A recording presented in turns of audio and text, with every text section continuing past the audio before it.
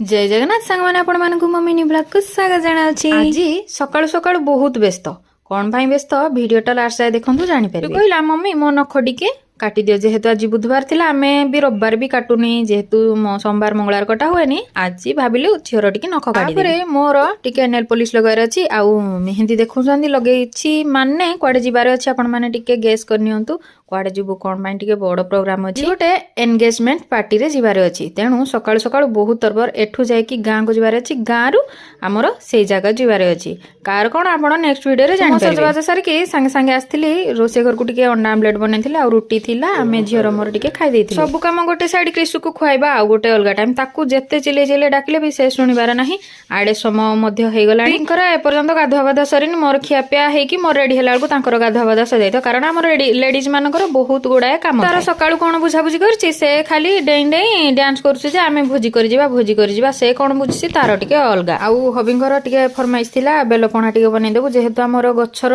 Bell थिला संगे संगे बेलपणा टिके कर दे कि मु जाउछि रेडी हेबी बोली।